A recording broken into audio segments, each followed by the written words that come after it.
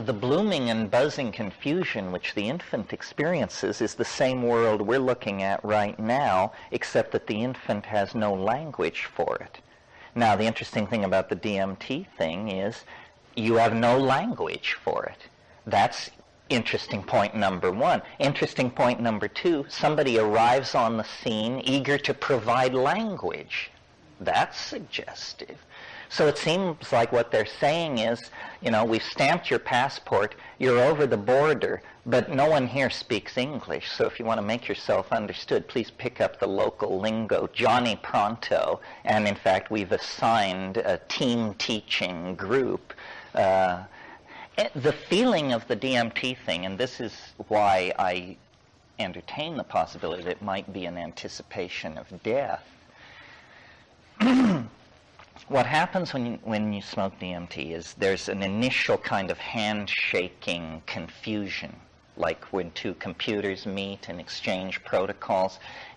There's a 30-second period where everything sort of gets sorted out, and this thing forms like a mandala. I call it the chrysanthemum, and it's a rotating orange-yellow floral circular mandalic thing.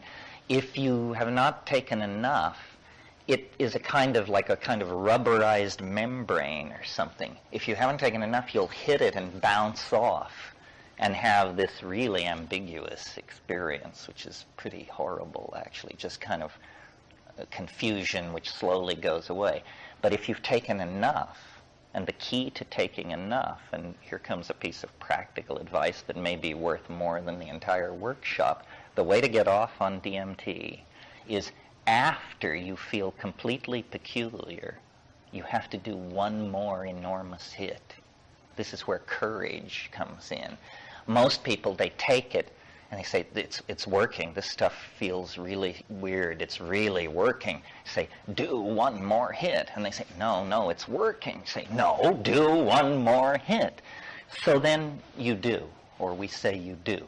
You penetrate that membrane, and you go through a series of, like, to me it's like a ramp, but it's like a series of diastolic compressions that push me forward. Birth canal analogy, obviously. And then I break into the elf dome, or the hive, as I call it. And certain intuitions accompany this without any rationale. And one is, I'm underground. This place is warm, it's domed, it's reasonably well lit, but there's enormous weight above my head. I'm far under the earth somehow. Fairies, as we all know, live under hills. So then I'm there, and the elves and the elf machines and the language lesson are proceeding, but if I can stabilize and calm my hysteria so that I can maintain some kind of objectivity, I notice that really the place I break into is somebody very odd, someone very strange. It's their idea of a reassuring environment for a human being. Somebody who doesn't know very much about human beings, but who's really trying hard, built this terrarium of arrival. And it has the aura of a maternity ward.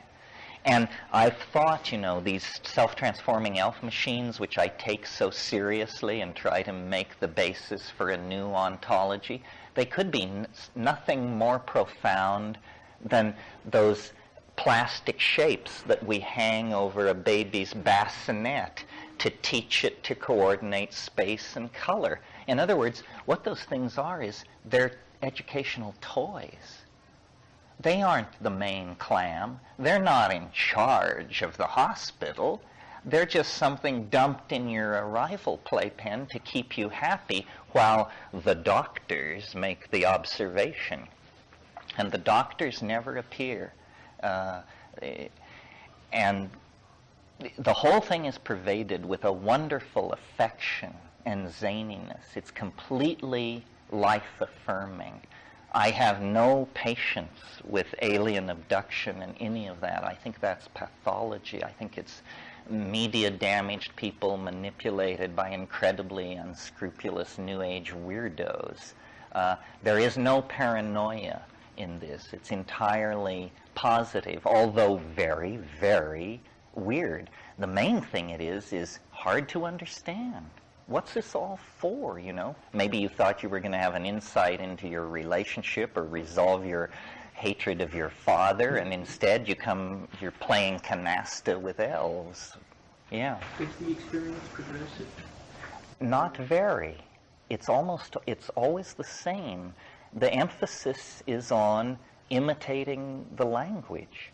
And so you don't sense that there's a breakthrough point beyond that? I mean, as you've mentioned, passing through the membrane, getting into this environment, now you're in this environment, the exchange is taking place, you're dealing with it on a rudimentary basis, but you don't have any perception that there's an increase. Well, the problem is the brevity. We very quickly figured this out back in the 60s. You only get 3 minutes. It's like, you know, visiting the American Museum of Natural History for 3 minutes. So what we really need was an extender. And that was why we went to the Amazon in the first place, was because ayahuasca from the anthropological literature sounded like it was the extender. And in fact, if you brew it stiff enough, it is, and you can get in there for quite a while. But it doesn't become particularly more rationally apprehendable.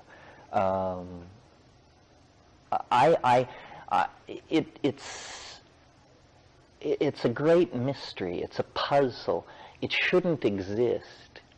It's the thing which you don't believe exists. It does. Terence, this crazy idea.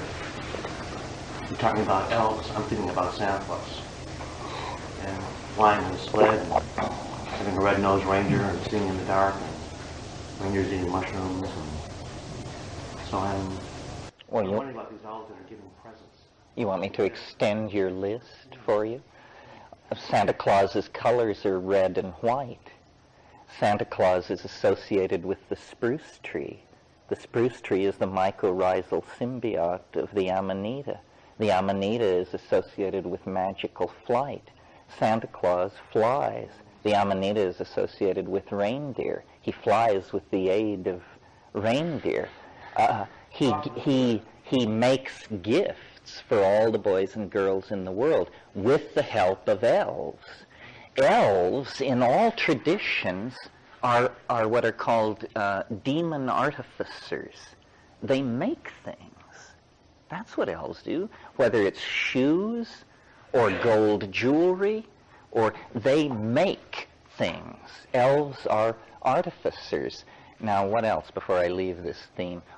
Santa Claus lives at the North Pole. The North Pole is the axis mundi, the Yggdrasil, the magic world ash of Norse shamanism grows at the North Pole. You pile all this stuff up and you say, this has got to be an ancient memory of an Amanita cult.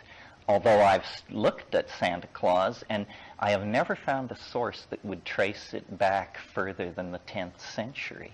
But I maintain, it's Paleolithic, probably. Yeah.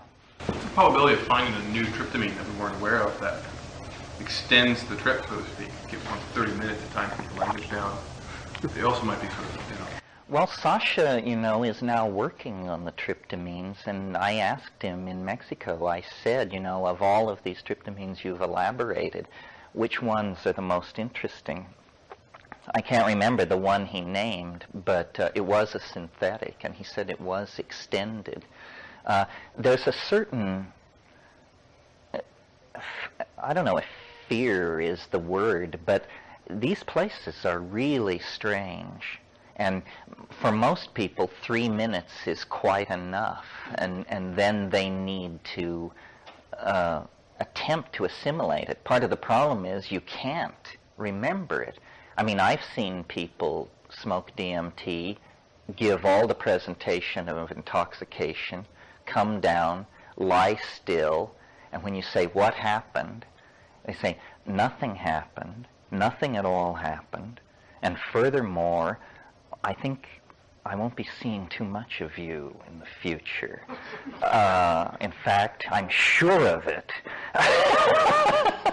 So, There's also a possibility of sort of the analog of going to the gym before going out and doing a sports activity, that one practices remembering dreams or trying to experience the weirdest sober things possible in order to have like the most stamina in the altered state. Isn't the dream itself the images of language? I mean, isn't there a form of, aren't your images communicating something to you through images?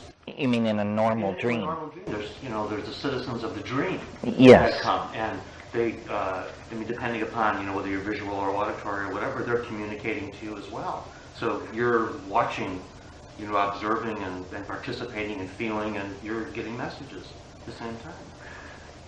Well, and the dream world itself is very bizarre. I have recurrent dreams. A lot of my dreams are recurrent, and I had an experience recently. I was having a recurrent dream, and it was basically I was in a restaurant, and this guy was taking my order, and as I looked at him, I realized I had seen him before in a dream.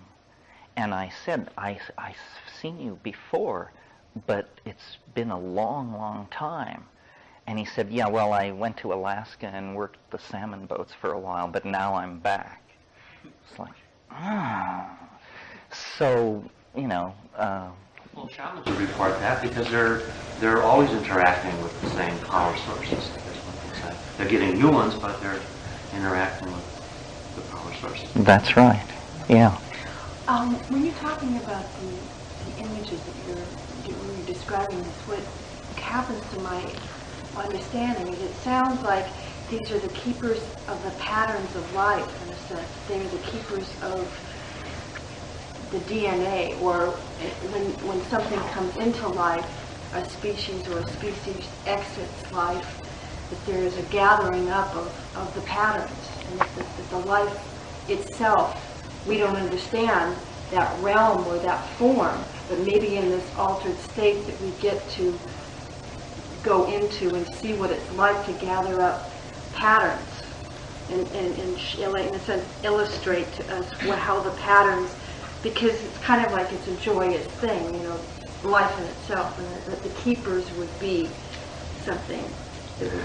Well, imagine how astonishing it would be if we could confirm that there was something beyond death, and that in fact it was not only there was something, but whatever this something was actually looking back at us. I was raised Catholic and took a lot of time to deconstruct this kind of stuff. It did not seem to me rationally supportable. But actually that's in the light of a fairly simple rationalism. Now I look at nature, and everywhere what I see is that nature conserves novelty. This is something you'll hear me say many times. In other words, once nature achieves some structure, she is very reluctant to let it go. Life is an example. Life was achieved more than 1 billion years ago. And through asteroid cataclysm and polar reverse and solar dynamic, it is tenaciously held on.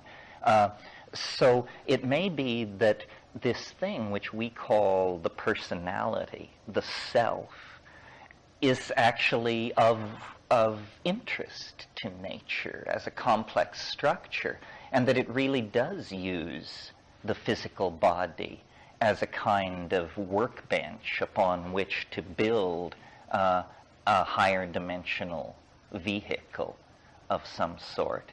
Otherwise, it's very hard to account for some of what's going on.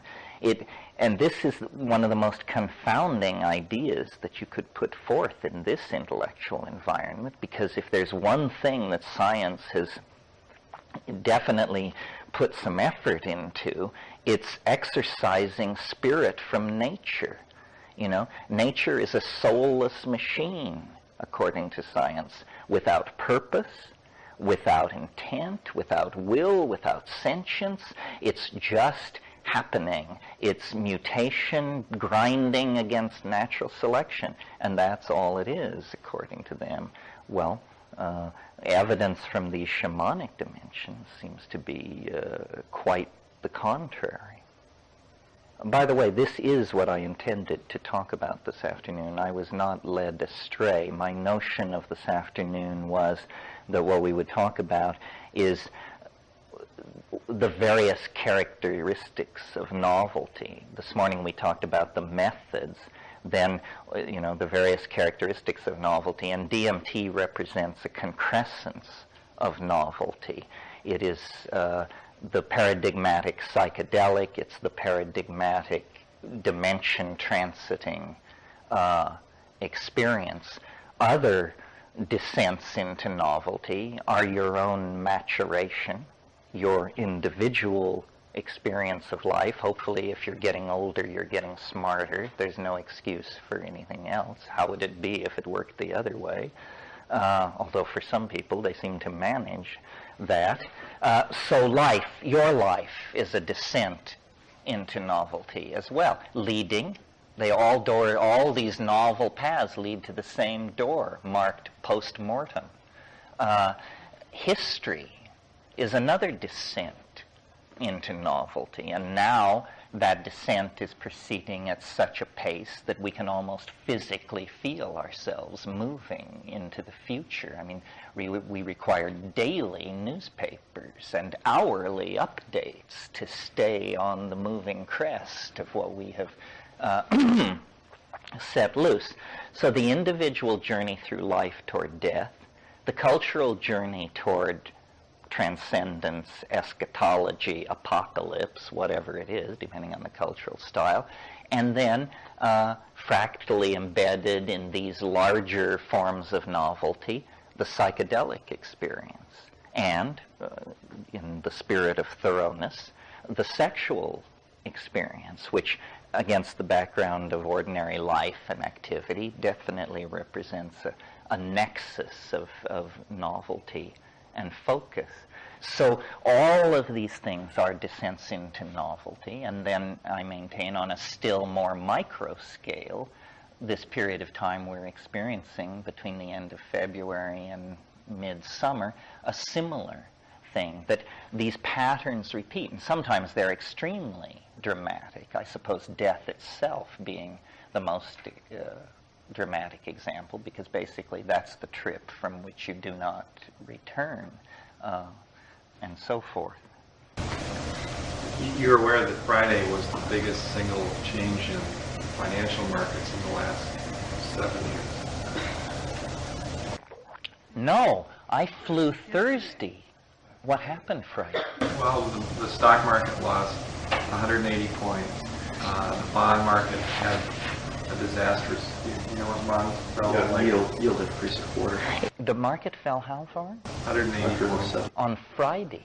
Well, they must be shitting white over the weekend. What's going to happen Monday morning? Right, Monday's a big day.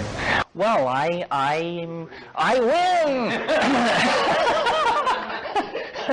Not that the stock market is the revelation of God's holy will for mankind, but notice that what is interesting about the stock market, even if you don't give a hoot about money or capitalism, is that it's an effort to mass average change.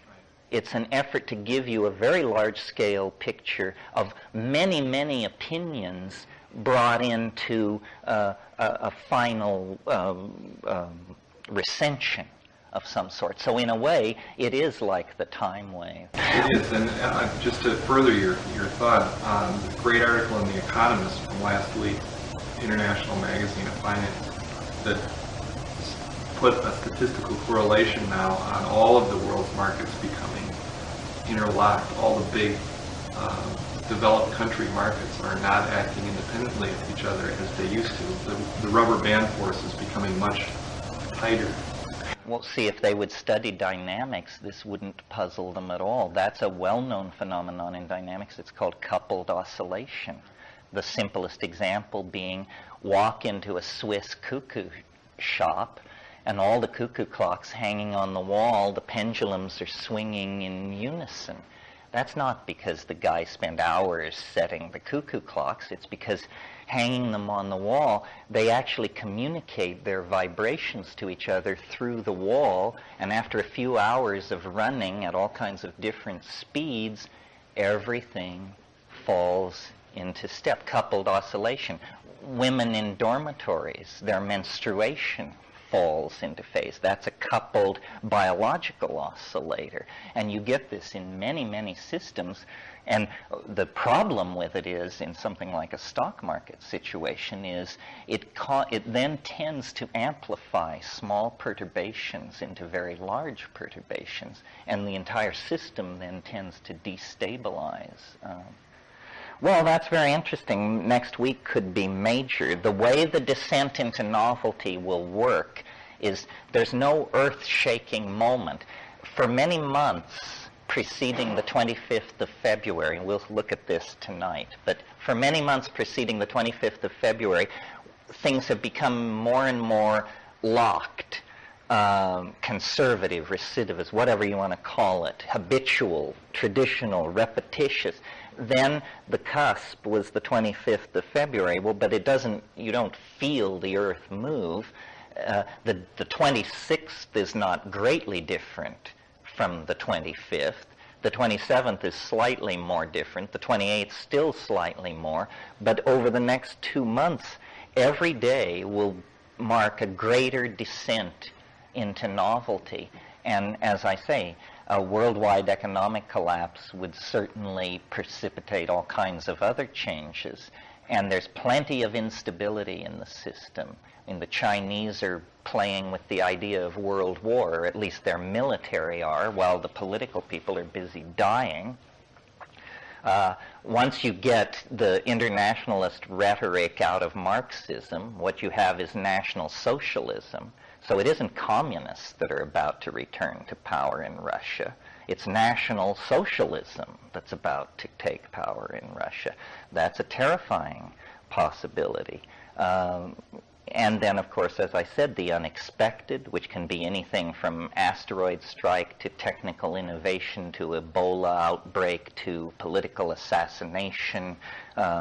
These things are, you can bet on the unexpected. It's the safest bet on the table. Yeah. The curious thing for me, again, going back to millenarianism, is in a sense the construct is an abstraction. We are not reaching the year 2000. In essence, means nothing. It is the energy that we bring to it that, in a sense, creates the atmosphere for the events to take place. Well, you mean that that the year 2000 is no different from any other year? Exactly. Well, except that if you look at the way society frames its values, one of the largest value frames that we have, perhaps arguably the largest, is the calendar. And so once you accept a calendar, then its rhythms become automatic. And so here we are facing the turn of 1,000 years, which, you're right, in and of itself, it's nothing, but because we are psychologically driven by it, it becomes something. You can hear these politicians, if they have no rhetoric, they just use the calendar itself as a rhetorical launching pad and try to make that seem like progress. Here's a progressive program. We'll turn the millennium. Well, we're going to turn the millennium, and whether it's progressive or not. There will be a lot of Christian hysteria as we approach the millennium, because it's not only, well, it's their last chance. I mean, I don't think anybody believes that in 3000 Christianity will be making a major push. This is their last chance to deliver, and they are very confident of the delivery, and so there is a spreading hysteria. And of course, whenever society becomes incomprehensible, people assume that the end is near.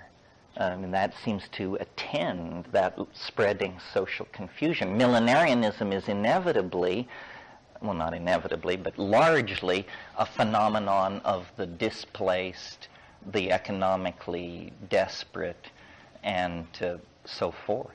Yeah. Now, what do you think is going to happen? Is there going to be another nativistic movement? Are we going to have a large cargo cult? I mean, what's going to happen? You mean over the next 10 years or so? Pat Buchanan. I don't think so. I think Pat Buchanan is discovering the world is even more novel than he supposed. You know, if you've never won and you win, that's novel. But now it's time to win again, and it's no longer novel. You're back with the problem you had before you won the first time. I'm very hopeful, because as I look at large scales of time, I see that what has always been conserved is greater richness of opportunity, greater freedom. And the way I define the ultimate omega point of novelty is it must be the place where all things become possible. How could it not be that? Because that's what novelty means, is strange things being possible. Well, when all strange things are possible, you've met the novelty maxima. Well, how could such a place exist? Well, it couldn't unless you move into hyperspace, or if you invent time travel, or something like that. Then you break the forward momentum of linear history. But that's conceivable. I mean, there's no reason intrinsically why time travel is impossible. And time travel is simply a Romana clef for transformation of energy and matter on all scales. Time travel is faster than light travel. These things all become the same thing. And there is no reason why these things can't be anticipated. You know, the whole purpose of data coordination, whether it's occurring in an amoeba or a mega international corporation, the purpose of data coordination is to predict the future, always. I mean, that's what your senses do for you. You know, notice when you look over there and decide to walk over there, you're also deciding to walk over then. In other words, you are coordinating data to move through time and space toward a future point. And the whole evolution of life, on one level, can be seen as a conquest of dimensions. You know, the earliest forms of life were fixed slimes of some sort. And then motility, motion became a possibility, but just basically groping in a linear line, unable to see what is ahead of you, unable to see what you've just left, but groping. Well, then over time and through evolution, light-sensitive chemicals get sequestered on the surface of these organisms. And now they have a gradient that tells them where light is, and they can go toward it or away from it. They are gaining dimensional sophistication.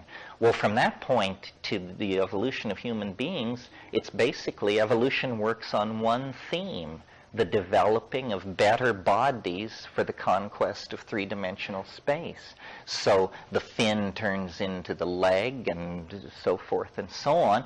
And then finally that's like fulfilled in higher animals. You know, the cheetah can run 70 miles an hour and so forth and so on. These are the limits of flesh are achieved. But then at that point, mind begins to flex its muscle and move forward. And what is language but the ability to recreate the past in the present, or to recreate the hypothetical in the present? In other words, in a world without language, experience is always being lost. You have it and then it goes away. If you can talk about it around the campfire and tell the stories, then the past stays with you. And the ancestors accompany you on your journey through time. Well, then if you get still more sophisticated and begin to write, now not only the great myths, the enduring triumphs and tragedies of your group can be kept, but all the minutiae, the tax records, the tallies of crops bought and sold, the king lists, everything can be. And now, through the transformation of media electronically, essentially the past is a file in our world, and the file is more and more, once we have VR, much of the past will stay around as an adjunct to the present.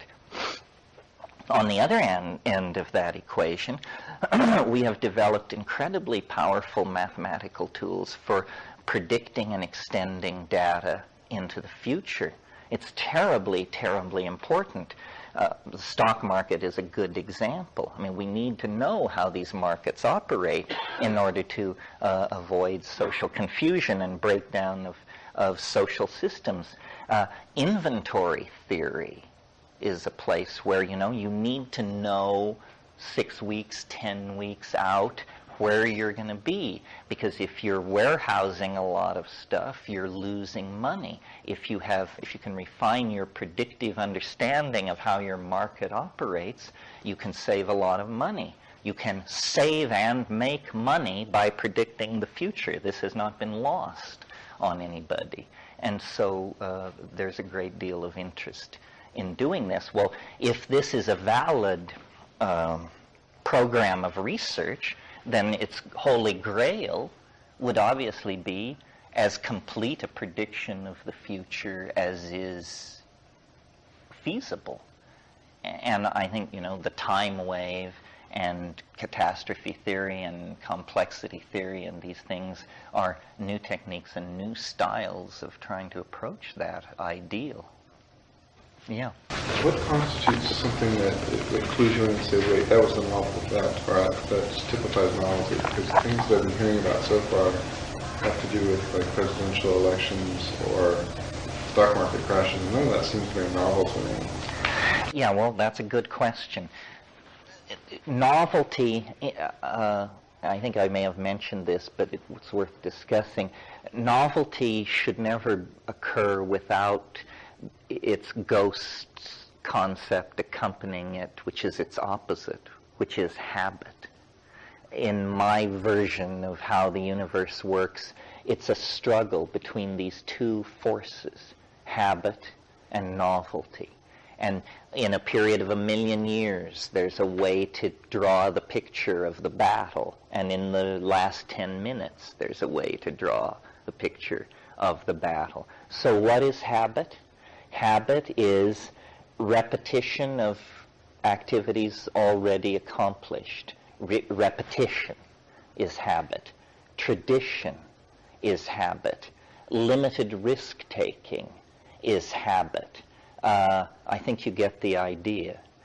Novelty, on the other hand, is high risk, new, untried, strange, unusual, stands out from the surrounding environment, and surprises.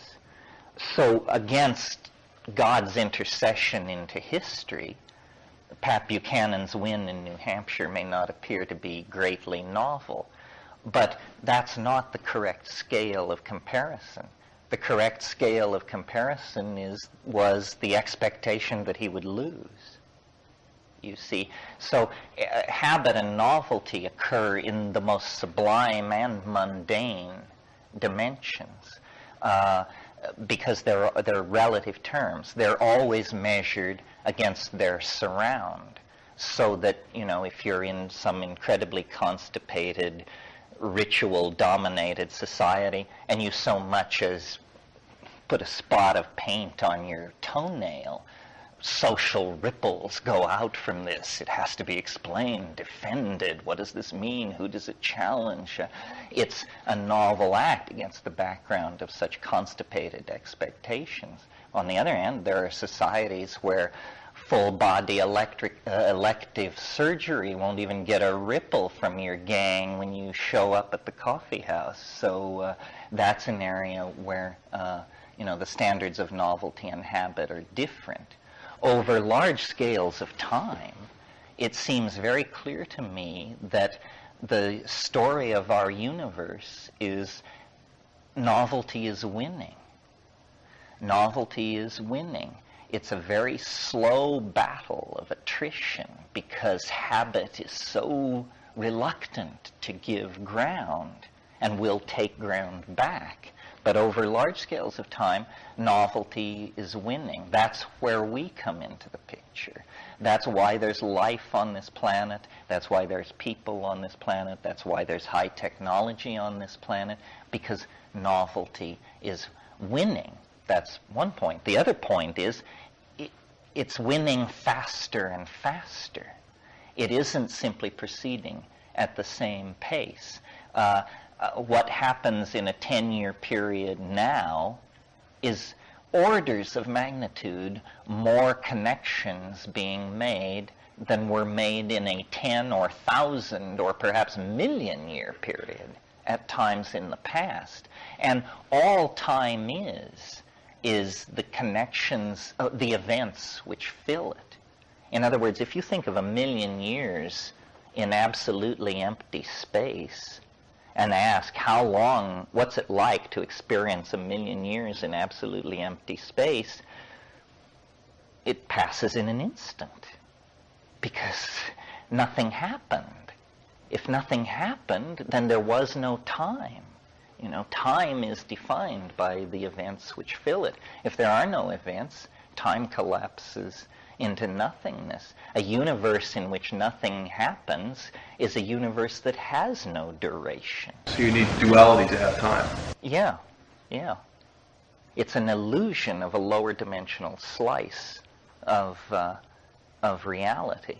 You need duality. Is it a priori, like Kant said?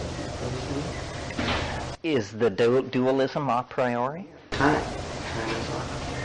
It's given, if that's what you mean by a priori. It's a real thing, and by that we could argue what that means, but it's a real thing in the same way that space, time, and space, gravitation, and energy are real things. It's not a construct of the human mind. Can I try my idea of the reason for the cataclysm that's fast approaching, or Sure. the extension of novelty? Let me start at the beginning. The one definition of enlightenment, one narrow definition, is it's the growing together of the gap between desire and fulfillment. And I think what we have managed to accomplish with our culture is we've produced a society that is arranging for fulfillment and desire with technological systems performing to their utmost to pull that off. So people are becoming fulfilled on a physical level. They're becoming enlightened technically, but there's no matching change in how they feel about themselves. So there's this horror coming over the horizon of people finding themselves with everything they always wanted and feeling totally not right about it. If that to me characterizes the neighborhood I live in real well. People are going faster and faster and faster with more and more and more stuff and not feeling good about it. That if we get to the end point of that process, we come to a place where people are intensely frustrated because they've got everything but nothing is right. To me, that feels like a change of state time. Well, yeah, somehow it's a real problem because a meme has gotten loose on this planet that is the social equivalent of cancer, in my opinion. And what it is it's capitalism. Capitalism does not serve human beings. It serves itself in the same way that cancer does not serve a human being. It serves itself. What I mean by this is that it fetishizes objects, and it tries to tell you that certain objects will make you happy if you can possess them. Well, then you work very hard to possess them, but then you're not happy. At the same time, it is raising these expectations in the hearts and minds of millions and millions of people that it knows it can't deliver to.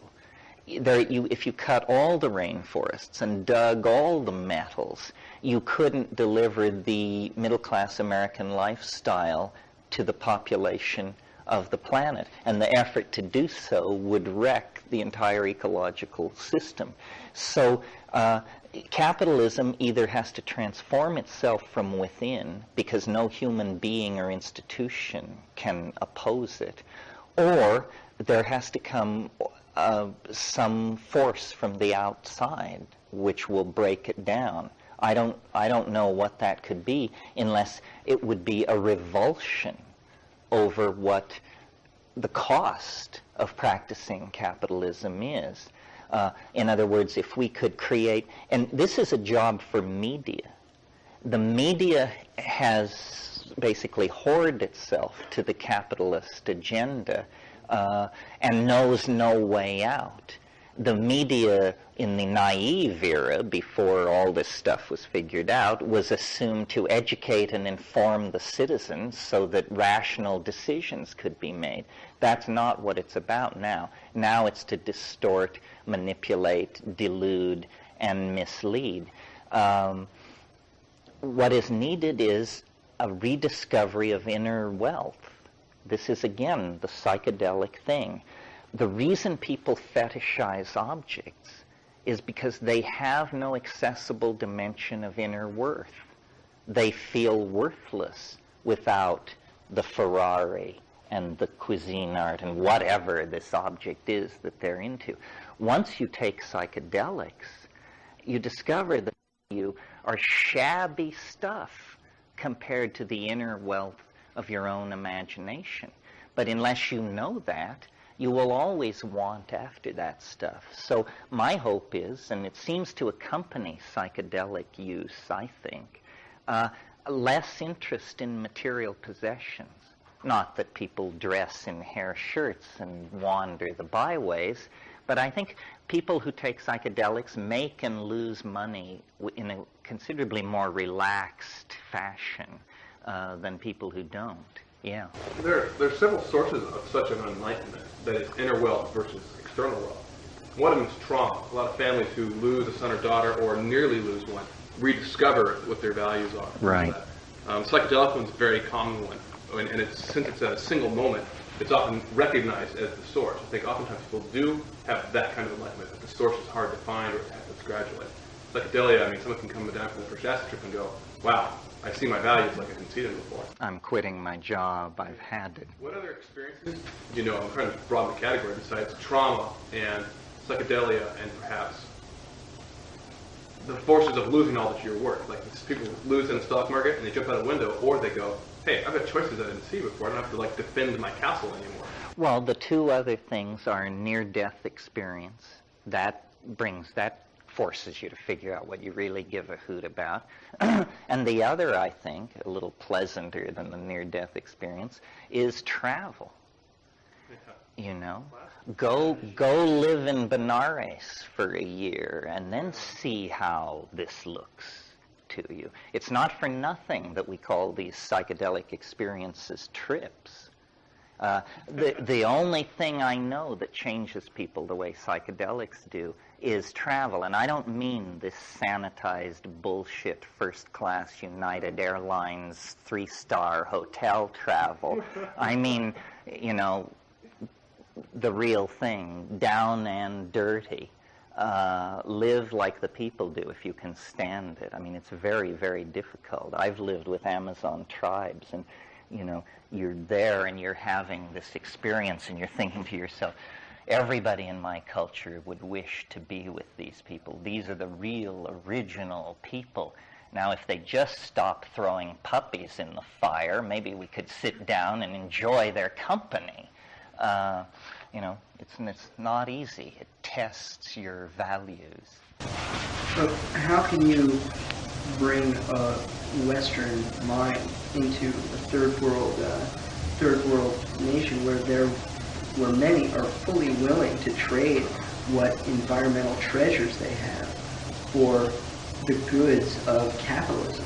How can you say, well, psychedelics will put you in touch with, you know, values that you don't need Coca-Cola? I had an experience in Thailand, and actually probably up in Burma, where I stopped by the village hunter's shack, and you know, every manner of endangered beast was chained for sale, and I was astounded at all these beautiful parrots that he was selling for $1, and bought one of these parrots, and the healthiest one, set it free. He looks at me like I'm crazy and goes to the village store to buy cigarettes. How can we stop the bartering of the environment for capitalism? Can we bring psychedelics to that? Or any other things? Yeah, well, I don't know. Yeah. Even another observation on exactly that point, and that is the absence of wealth is ruining the environment. The absence of wealth ruins the environment. For example, when you land in New Delhi and the door opens on an airplane, first thing you get overwhelmed with is the air is unbreathable because of smoke. Well, you know, the reason that about 50% of that smoke exists is because what the people used to cook with. The rest of it is because of the cheap autos that they use. So, I mean, it's the absence of wealth that makes the air unbreathable. Yes, I'm not advocating poverty. I'm advocating something more like simplicity. Let me describe my lifestyle to you, which sort of then is a statement about what I'm trying to do. I live in Hawaii up a terrible road with no telephone in, but I have a wireless modem out, and I have an excellent Mac, and I don't believe in the distinction between nature and technology. I am happiest when I am totally immersed in nature with the best technology available. And most things I care about are immaterial. I mean, I have books, but it's the information in them that is represented. The electricity is generated from solar. Some of the food is grown on site, more will be. But it's not like a back to the land movement or anything like that. It's very casual. It seems the natural way to live. One thing that the internet holds out for many, many people is the end of the entire cycle based on the concept of office culture and commuting. Most people who work in offices don't need to go to the office now. And the momentum continues to have commuting and so forth. But when these corporations realize how much money they could save by telling people to stay home, office culture is just going to dissolve overnight. Well, then something like 65% of all automobile travel is in the pursuit of moving to and from the job. That could all be eliminated. I think the internet is the physical analog to the psychedelics. Until the internet arose, it was very hard for me to see how we were going to get from here to the omega point. Now I have no problem. It's all in place. I mean, the internet has to grow faster. The bandwidth has to be expanded, the codes have to be simplified, the protocols have to be simplified, and everybody has to be brought online. When that happens, I think there will be a kind of natural reorganization of society, because what we're living in, and this is a McLuhanist rap, what we're living in is a linear, print-created world. It was created by print heads. They couldn't help themselves. They thought they were normal human beings, but they were very, very dramatically distorted by their relationship to typography. And they created this kind of world. Well, now we're moving into the era of electronic culture. And all kinds of phenomenon associated with the old way of doing things are going to disappear. For example, a quality of print culture was the phenomenon called mass media. Mass media is finished. It doesn't make any sense anymore. Mass media is one-to-many communication. And what the internet offers is any-to-any communication. You know, we all have contempt, or I assume we do, or mild contempt, for the tabloid newspapers that we see when we check through the grocery store. Elf or dwarf rapes nun, flees in UFO, that kind of thing. Well, but now let's think about the New York Times for a moment. The New York Times is designed for what? To be read by millions of people. Who would want to read something designed to be read by millions of people? The very nature of the goal indicates that there will be very little there for you. Only to the degree that you share some interests with all these other millions of people. And many of these interests are artificially created by the media. So other notions that were put in place by print, I think, did I mention this last night about the interchangeability of type? How I didn't. Okay. Type, as you know, is interchangeable. Manuscript is not.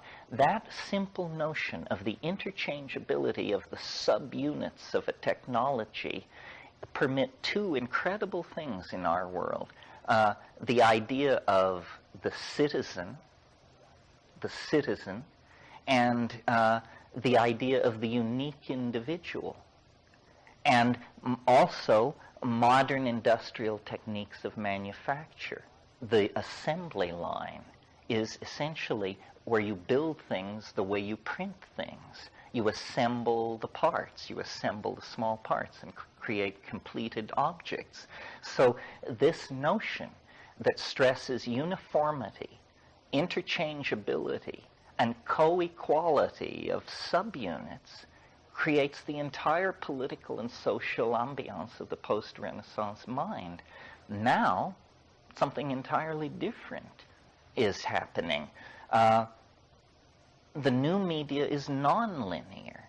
It doesn't require lockstep acquiescence in a model of behavior. That's why fringe elements, which were kept very much at the fringe through the reign of print, have in the 20th century broken out and managed to set the agenda of much of society. So things like surrealism, jazz, ethnic consciousness, homosexuality, different styles of dissent have in the 20th century all gained a great deal more prominence as the print culture gave way to the electronic culture. And in the future, I think these enormous structures which we're asked to participate in are just going to fade away, like national governments. I think basically we're going to live in a world which has only two levels. The local level, basically your watershed, and the planetary level. And the systems of control that lie between those two levels will be very thin and invisible. A tremendous leveling of information takes place. The print game is a game of privilege. Information confers power, and if you have it, you hold it. The electronic game is a game where all information is equally accessible and shareable, and it creates a different and more egalitarian information field. And capitalism contributes to this to some degree. I am not entirely anti-capitalistic. I think it needs to be tamed. But capitalism contributes to this. For example, what I mean by that is, think of how governments deal with information. They classify everything top secret, and then they hold it. And, well, what is the effect of that? It slows invention. It slows novelty. Well, how does capitalism deal with new information, new technologies? You get it to market as fast as you possibly can in order to ace the competition. In the capitalist set of rules, if you have a proprietary technology, to keep it secret is insane. How will you make any money if you keep it secret? You must tell it. So capitalism itself has become a force for novelty. This is what, when people started coming out of the Soviet Union as it collapsed, this is what blew their minds completely about the West, was the diversity and abundance. I remember some Russians came to me once, I don't know, 5 years ago or so, when the Soviet Union was collapsing, and I was driving them around, showing them the scene, and I pointed to an A and P, and I said, "You can get any food you want in there." And the guy said, "Oh, come on." And I said, "Name a food. You can get it in there." He said, "Tangerines," like it was a knockout punch. I said, "No problem, they got tangerines stacked waist deep." And anything else you can imagine. So capitalism produces this enormous abundance, but without very much ethical concern for the process by which it's done or the consequences for the users and the environment. In the business world, especially in the software world, I see large companies in the business of purchasing novelty and then producing novelty. That is, less and less companies have R&D institutions within them. They let the innovation happen at these little tiny companies, and they go back to little tiny companies.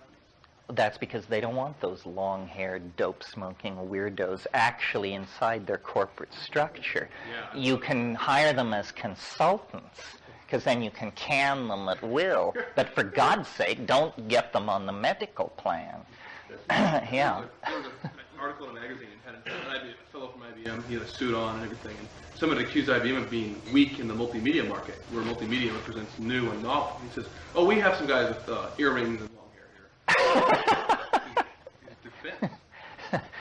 Yes, well, one of the amusing things about the computer revolution and capitalism and all that is that technology has evolved so quickly that the people running capitalism from the top no longer understand the tools that are necessary for it. They have to pay guys with ponytails and piercings to turn on the machines every morning.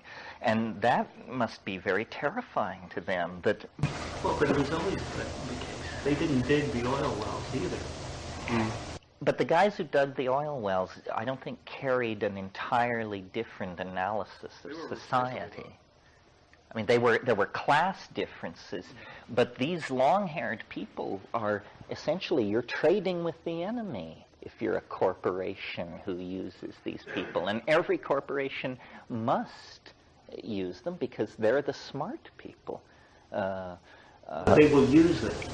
And all I'm saying is that capital will move wherever it can exploit information. And if now the information resides there, that's where they'll go to exploit that information for the continuing process of the economic machine. So even though we may be looking at something novel, ultimately when that source is exhausted, they'll move on to whatever else they have to move on to maintain themselves. Well, no technology in history has ever been put in place with any clear understanding of what its implications would be. That's what we find out later. And I think the internet probably will turn out to be very toxic for capitalism. When objects can be made of light, when a Ferrari costs as much as a Buick, because they're both made out of the same material, all of this class structure based on fetishization of objects is going to disappear. It's interesting that both Pat Bell and AT&T announced that they'll be getting the internet game. You know, a little late, but not too late. But they've been late on delivery because they can't get the staff to build what they want to build. Because they can't find any mason workers to put their highways together, and it's costing them billions. And I think AT&T actually announced it back then. Well, AT&T is going to set up a system of satellites that are going to give ISDN speed to every man, woman, and child on this planet by pointing straight up at the sky, avoiding all these mafias of these local phone companies. The curious thing, I think, in terms of the social implication of the electronic age is the possibility of almost a pure form of democracy, independent of bureaucratic structure. In other words, that there's the possibility that people can arrive at consensus unmanaged. This is what's called electronic tribalism, that we can remove all these interpretive filters and structures and methods, the representative, the parliament, the election, all of that can be done away with, and that we can actually, and they hate that. It was very interesting in the last presidential campaign. I don't know if you picked up on it, but only Perot spoke for this. You know, he has this idea of these electronic town meetings. Well, of course, Perot represents a not mainstream point of view from the point of view of the Republicans and the Democrats. They both just piled onto that. They hate that.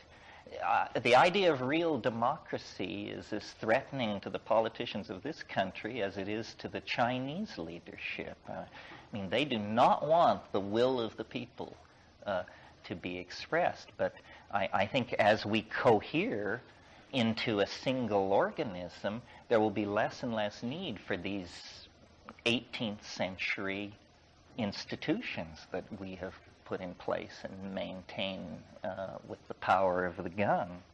Yeah. I see a couple of possible paths that the effect that the new media is going to have on people could go. One would follow the model of what happened to Europe when the church stopped becoming the sole interpreter of the Bible, and the Bible became something that was printed and that anybody could read and interpret, and many people did, and started different interpretations. And that sort of caused an explosion of different ideas and different ways of looking at the world. The other would be, this is a little more difficult to express, but there's a terrific Buddhist magazine called Tricycle Magazine. And one of the things that's really terrific about it is it's non-sectarian, that it has a whole lot of viewpoints. It talks about all sorts of different flavors of Buddhism that people respect, because there aren't enough really Buddhists in America to have really cool magazines for all these different sects. Now, if that were to change tomorrow, and there was a different magazine for every sect, then each magazine would have a single viewpoint. The other viewpoints would be portrayed maybe, but as seen as kind of heresy and talked down about. And I can see that sort of thing happening on the web, or with the web-like media, where people start pursuing ideas that they're interested in and they care about. They may end up digging themselves a niche of their own preconceptions and their own, the prejudices that they already have about information, and going to information sources that support that and prop up things which may or may not be valid.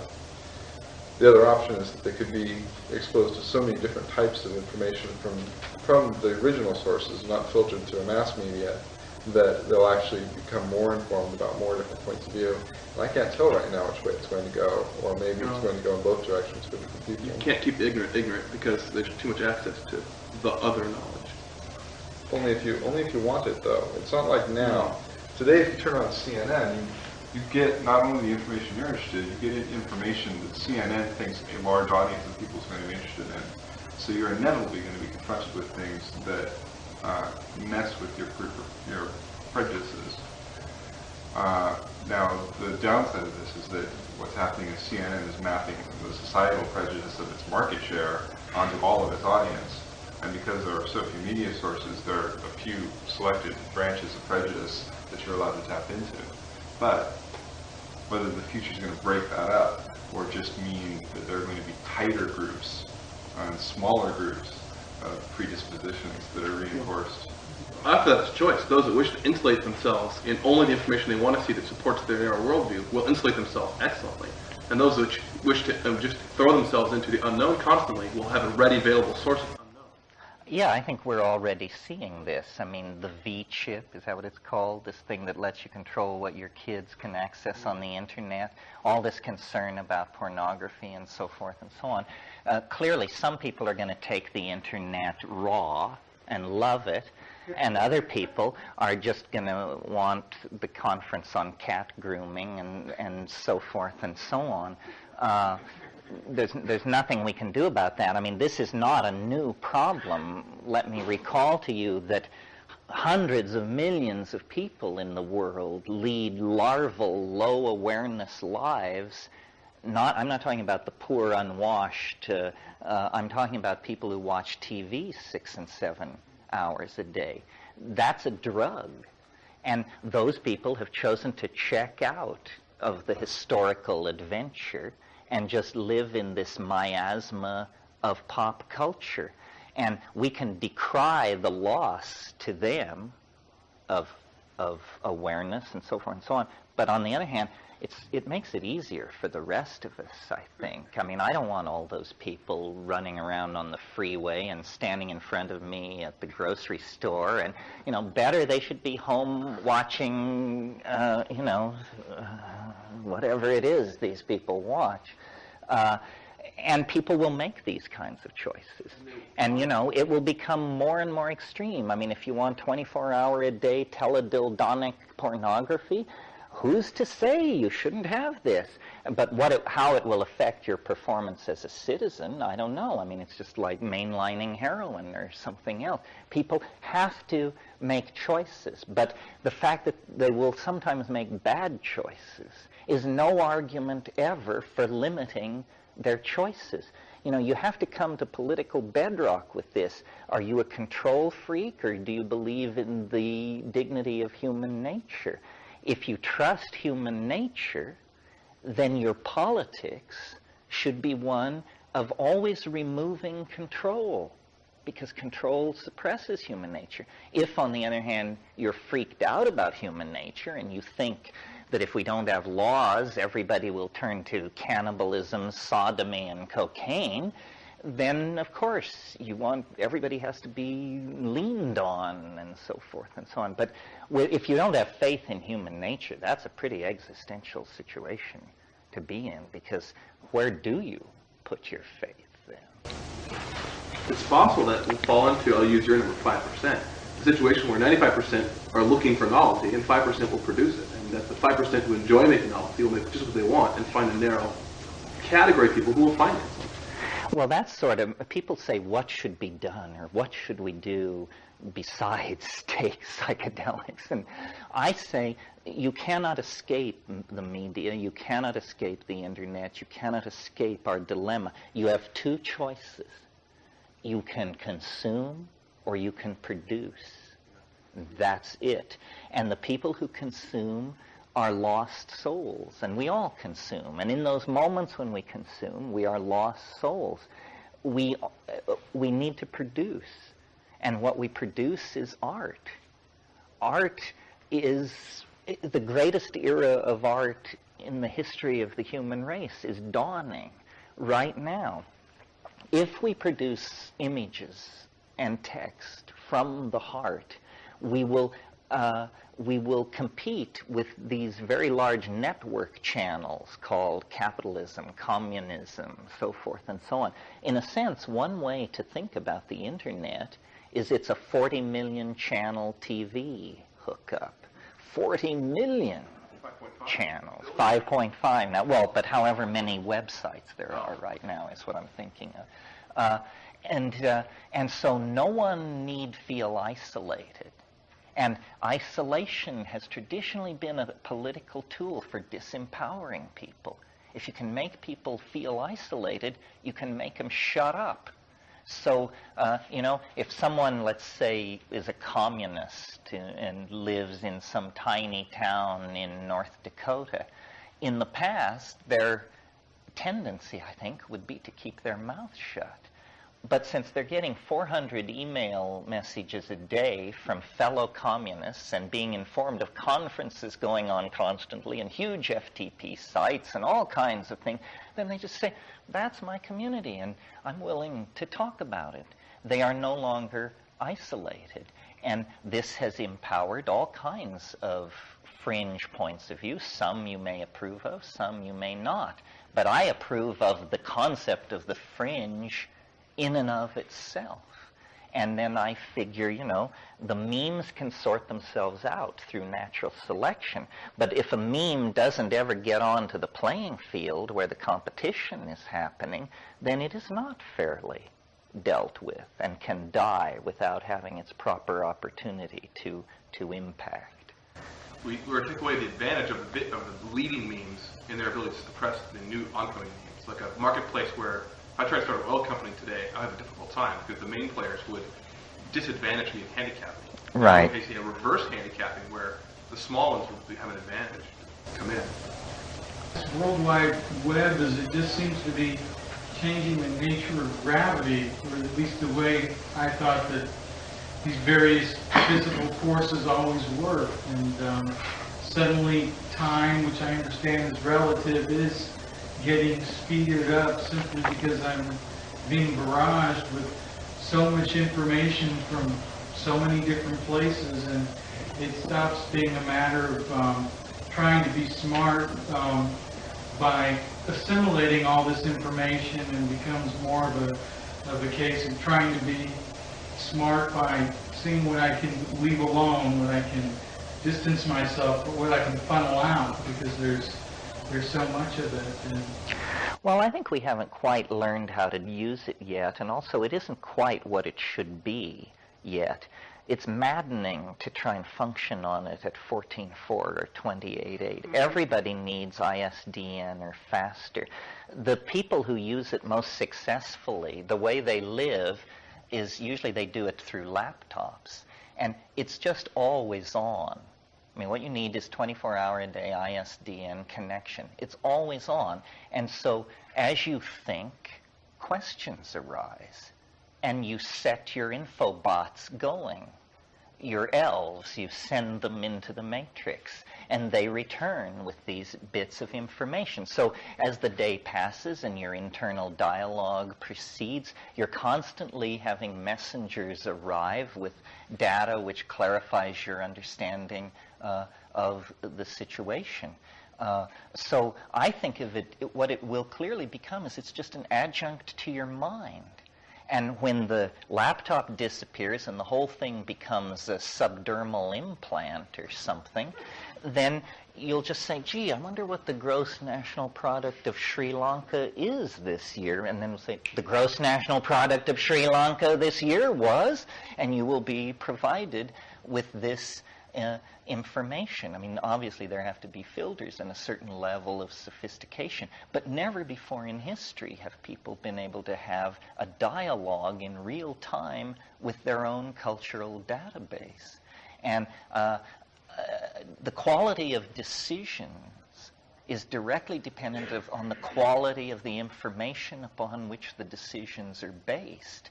And in the past, good quality information is very hard to come by. The mass media is for the peasants. The guys above the 50th floor, and guys it is, as you know, they read special newsletters. They receive feed from certain think tanks. They deal with an entirely different kind of information than you do. Privileged information, managerial information, leader information. Well, now that's all changing. Sitting without telephone lines in Hawaii at the keyboard of my computer, I have better intelligence than Stansfield Turner had when he was director of the CIA for Jimmy Carter. And I'm Joe Nobody, you know, Earth Citizen 1. So that shows you how quickly the quality of information is improving. What you do with this is, of course, has always been an individual dilemma. The psychedelics, to my mind, were a great anticipation of the internet. It probably never would have been built had there not been psychedelics, even though it was built by terminal paranoids, because, you know, it was built as a command and control system for thermonuclear war. And but the wonder of that was that they built it so that it could not be destroyed, not realizing that what that meant was that they could not destroy it.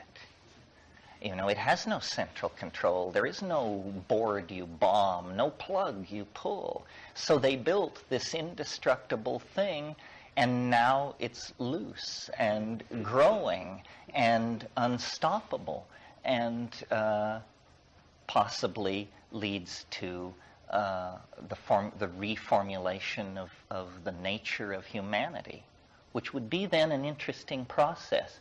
Thermonuclear war leads to an enormous paranoid response, which leads to the internet, which leads to liberation. I've always felt that atomic weapons were an enormous IQ booster for the human race. And when you think about the fact that a global tribe of carnivorous monkeys have possessed thermonuclear delivery systems for 50 years, and only twice were they ever used, I think it must have sobered us immeasurably, because there were many issues in those years where, had there not been thermonuclear bombs, there would have been war. And so it became a kind of inoculation against war because it was so horrible, and it forced the human race, I wouldn't go so far as to say grow up, but it propelled us at least into adolescent awareness of our dilemma. Well, it's dinner time. Tonight we'll do the time wave. I doubt we'll revisit this particular area, so if you hated this, it's over. Thank you.